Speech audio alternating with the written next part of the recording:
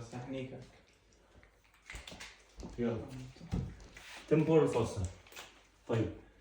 The temporal fossa. What's the temporal fossa?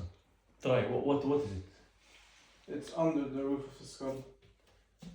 Okay. Under the whole skull. Inside. Is it the fossa? Is it internal or external of the skull? It's external. External. So I think it's the fossa. Once you remove the mandible, that the empty space between the temporal and the maxilla. That is the infratemporal fossa. That's above it. Yes. We're talking about now the temporal fossa. And for example, this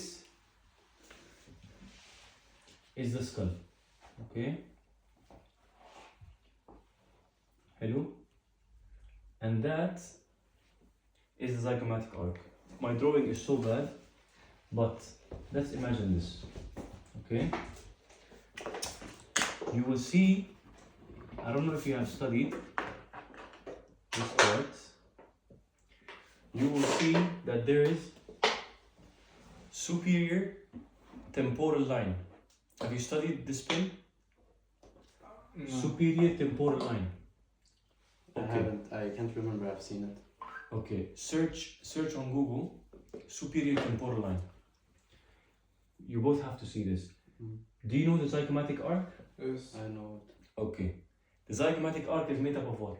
Of the frontal process and the zygomatic process. Frontal bone process and the zygomatic process. It's made of temporal bone. It's made up of. The process. It's made up of temporal process of the zygomatic bone and the zygomatic process of the temporal bone. Below it is the infratemporal fossa. Above it is the temporal fossa. Can you see the yes, do you see that? What is what we're talking about right now? Okay. That's the fossa that we're talking about. Below this line that you saw is the temporal fossa. It's above the zygomatic arc and encompassed with I get it. superior temporal line. I've done this pin. Yes. Okay. Now, let's focus on this. For the temporal fossa, The superior temporal line. so you have, this is the skull. We're looking at it from the lateral view. And we have the superior temporal line. We have zygomatic arc. And then we have the infratemporal fossa. Just imagine with me, okay? Now, the temporal fossa, number one, we have to say it houses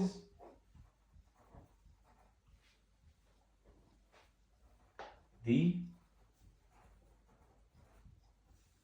temporalis muscle. It houses the temporalis muscle. 2. Okay, houses the temporalis muscle. 2. Found on the lateral aspects of the skull above the zygomatic arch.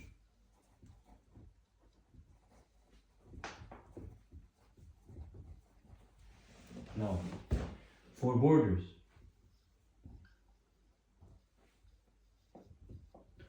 Found on the lateral aspects of the skull. plus the skull above the zygomatic arch. It houses temporalis muscle found on lateral aspects of the skull above the zygomatic arch. Okay. Okay? Borders. Borders. Superior plus posterior you have the supratemporal line. Here, look. superior. This one is the external line. You can see it on the skull, Yes. on the pins. And then it's Superior and posterior. Anteriorly, here, anterior border.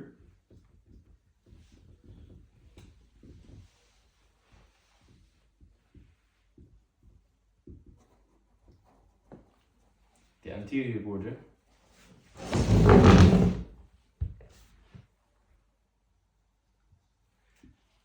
Zygomatic process of frontal bone plus frontal process of zygomatic bone.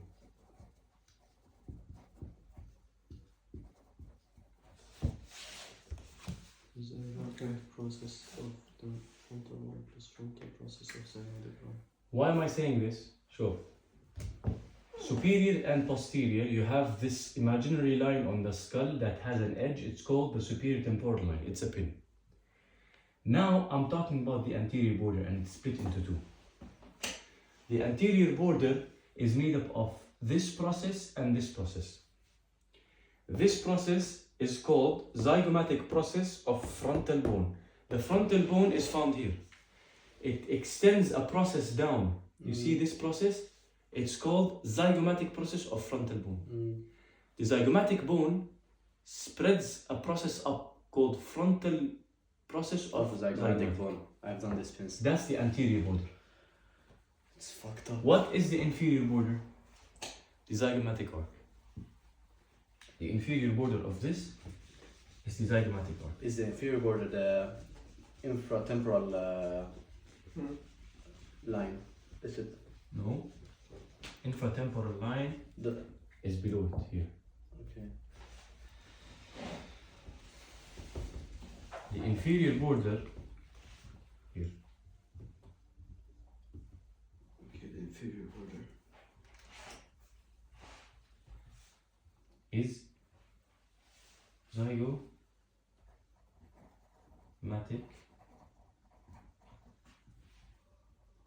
arc.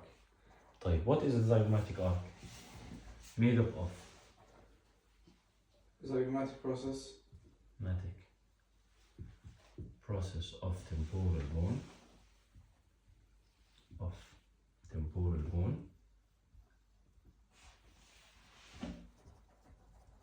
Plus temporal process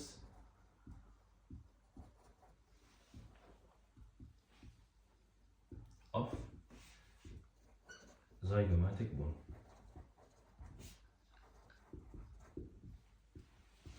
So the zygomatic arc.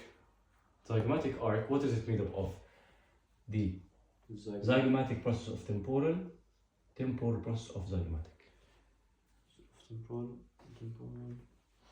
plus zygomatic, plus temporal Process of zygomatic bone. You have zygomatic process اللي هو هذا of temporal bone, which is here, and temporal process of zygomatic bone. Okay? These are the borders. The floor, what's the floor made up of? When I say floor, I mean this area here. It's made The of. roof of the skull. No. No. The roof of the skull is like this. الداير. It's made of the sphenoid. This is all the roof of the skull. Now I'm meaning this here. This part only. I will tell you. It's a joint. It's a part of the sphenoid, right? It's made of the inner part of squamous sphenoid. Let's take it slow. I'll tell you. If you look at the side of the head, or this fossa specifically, now we're going to talk about part of the border is the floor. Okay? The floor is made up of 4 bones. If you touch, you can see number 1, you can see frontal bone. 2, sphenoid bone.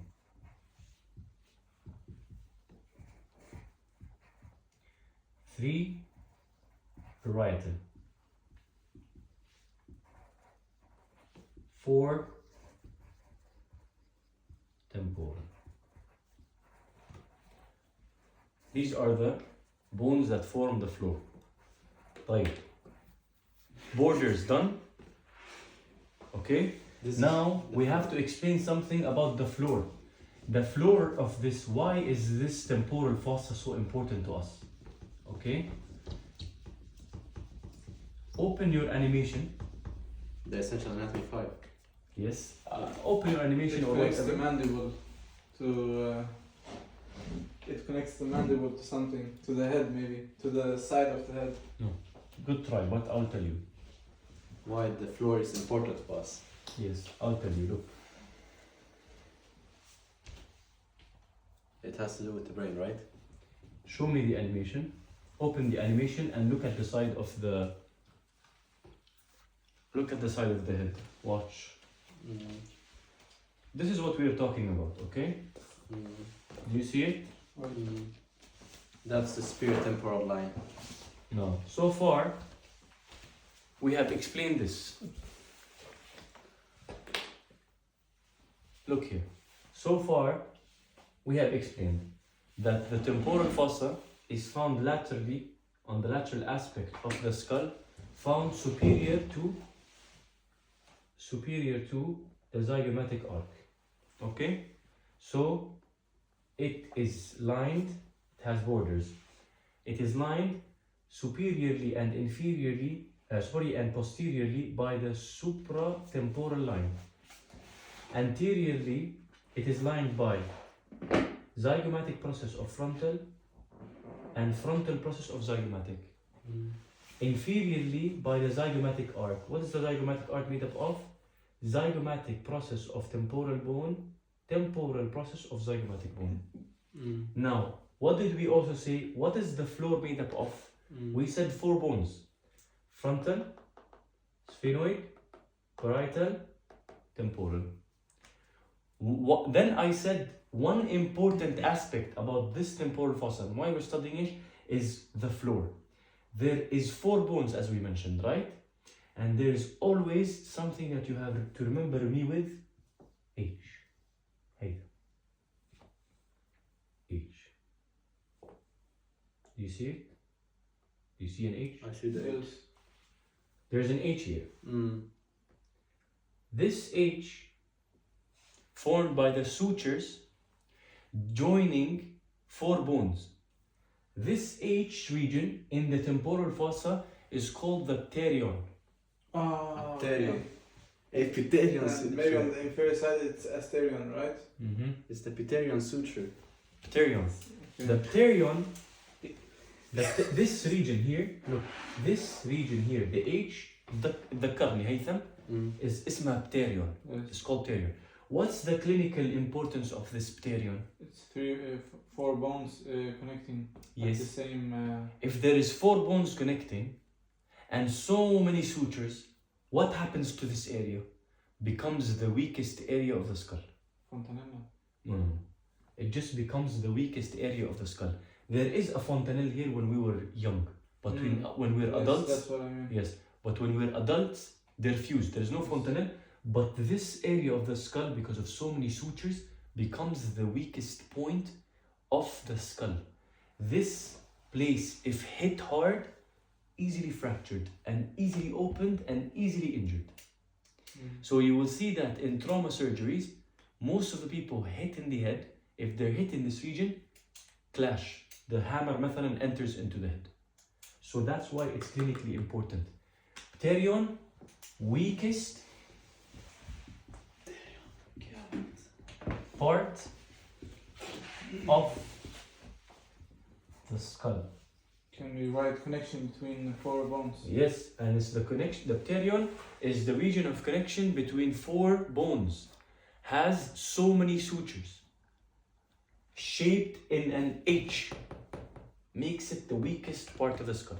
Okay.